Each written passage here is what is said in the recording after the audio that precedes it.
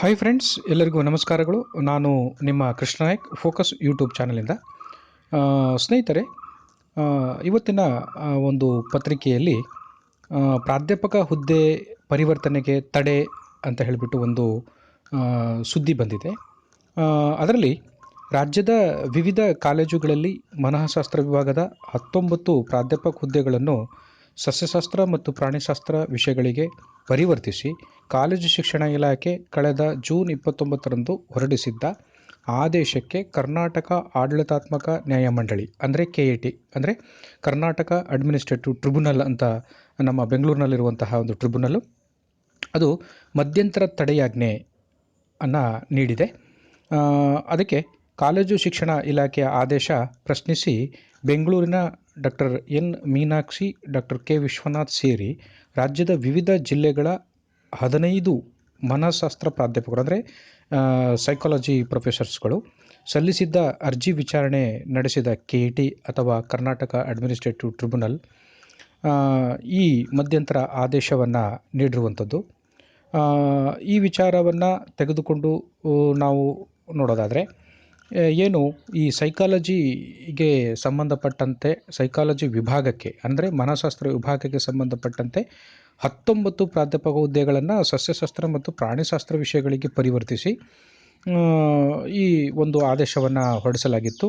ಅಂದರೆ ಈ ಏನು ಮನಃಶಾಸ್ತ್ರಕ್ಕೆ ಸಂಬಂಧಪಟ್ಟಂತೆ ಈಗ ಕೆಲವು ಕಾಲೇಜುಗಳಲ್ಲಿ ನಾವು ನೋಡಿದ ಹಾಗೆ ಹಲವಾರು ಕಾಲೇಜುಗಳಲ್ಲಿ ಅದರ ವರ್ಕ್ಲೋಡ್ ಅಂದರೆ ಕಾರ್ಯಭಾರ ಕಡಿಮೆ ಇದ್ದಿದ್ದರಿಂದ ಆ ಒಂದು ವಿಭಾಗಕ್ಕೆ ಸೇರಿದಂತಹ 19 ಪ್ರಾಧ್ಯಾಪಕ ಹುದ್ದೆಗಳನ್ನು ಸಸ್ಯಶಾಸ್ತ್ರ ಮತ್ತು ಪ್ರಾಣಿಶಾಸ್ತ್ರ ವಿಷಯಗಳಿಗೆ ಪರಿವರ್ತಿಸಿ ಆದೇಶ ಹೊರಡಿಸಿರುವಂಥದ್ದು.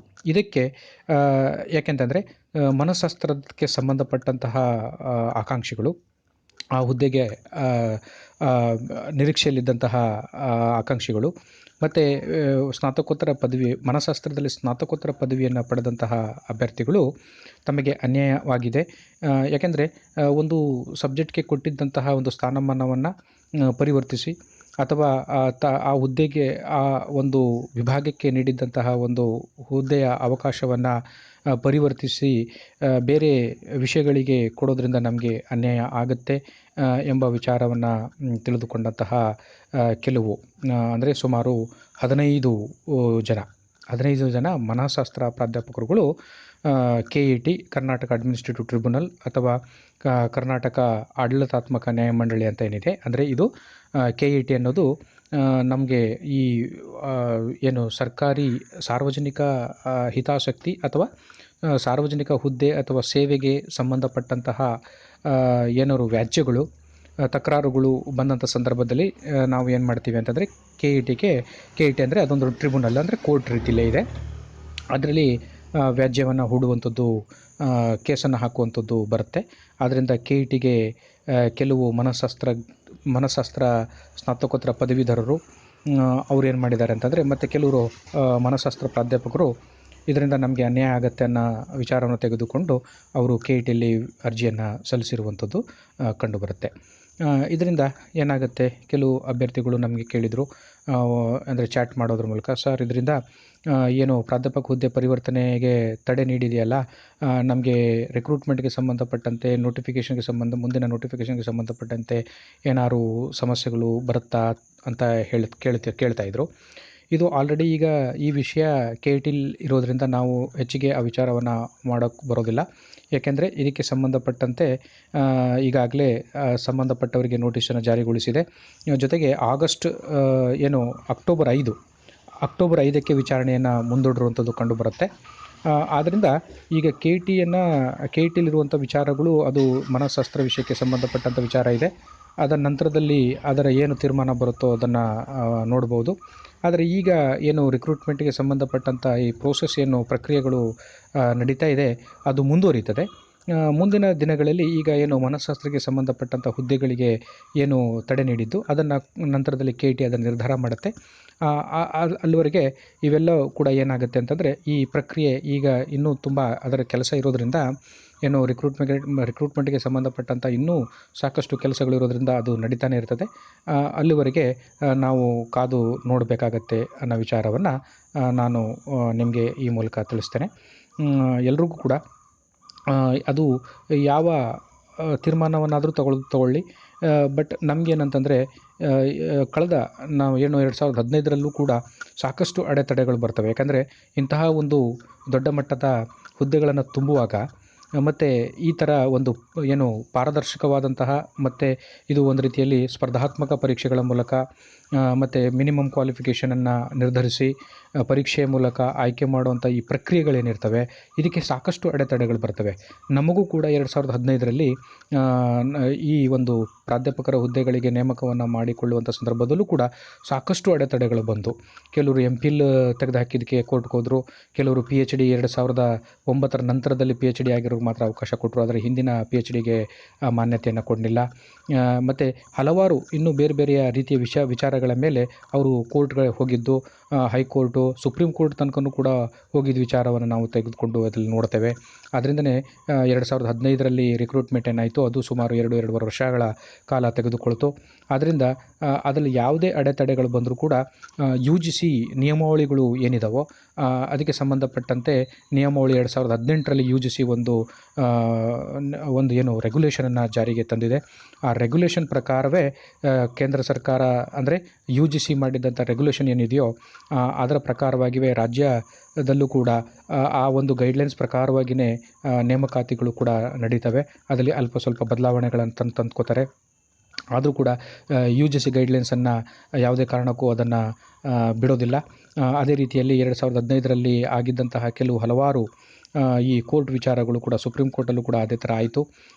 ಏನು ಸುಪ್ರೀಂ ಕೋರ್ಟ್ ಕೂಡ ಹೇಳ್ತು, ಕಾಲ UGC ಒಂದು ರೆಗ್ಯುಲೇಟರಿ ಬಾಡಿ, ಅದು ಕಾಲಕ್ಕೆ ಅಂದರೆ ಉನ್ನತ ಶಿಕ್ಷಣದಲ್ಲಿ ಗುಣಮಟ್ಟವನ್ನು ಕಾಪಾಡಿಕೊಳ್ಳೋಕ್ಕೋಸ್ಕರ ಅದು ಟೈಮ್ ಟು ಟೈಮ್ ಅಥವಾ ಕಾಲಕ್ಕೆ ಹಲವಾರು ಬದಲಾವಣೆಗಳನ್ನು ತರುತ್ತೆ. ಅದನ್ನು ಪ್ರಶ್ನಿಸುವಂಥದ್ದು ನಮಗೆ ಬರೋದಿಲ್ಲ.